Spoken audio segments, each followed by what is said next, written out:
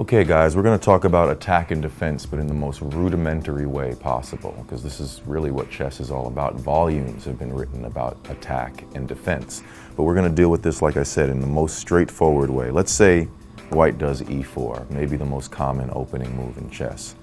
Black goes e5. Now, the most logical and probably the most expected continuation is knight to f3.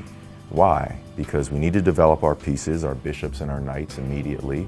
So why not develop the knight that attacks black's central pawn? Now this could be defended in a few ways. We could go, for example, bishop d6, but that's not something that you're likely to see a strong player do because you're blocking your queen's pawn and therefore your queen's bishop, and it's just creating space problems for no reason. You could go d6, although you're falling behind in development. There's plenty of opening systems, I'm sure, where d6 is acceptable, but be careful not to fall too far behind in development. We could go queen to e7, but that's not really logical because you're blocking your king's bishop, which needs to be developed.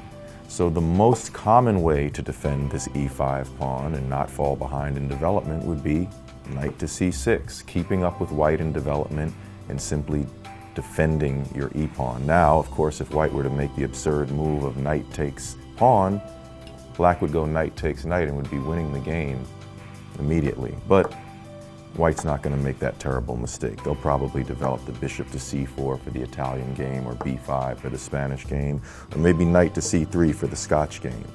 But that's an example of how to defend a pawn and how to use some basic principles in choosing how to do so. Another quick example would be if I start with e4 and let's say black goes d6, which would be the beginning of the Pirc defense or perhaps any number of other defenses.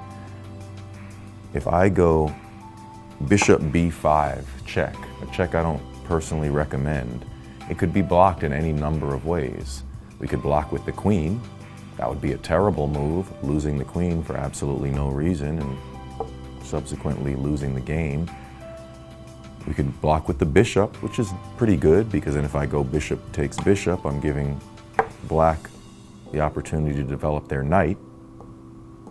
Or I could just go c6 and deflect the bishop, which is now retreating and maybe is going to get hit again with b5 and we'll have to retreat to b3 and so on. But the point is, this initial check, bishop to b5, can be blocked in any number of ways. It can be blocked with the pawn, the bishop, the queen, which would be awful. Oh, and the knight, which I didn't mention before, knight to c6, knight to d7. So there's any number of ways to defend this position, and a big part of being a chess player is deciding which is the best way to defend. So I would just recommend c6, make white retreat his bishop. Those are the most basic of the basics when it comes to attacking and defending.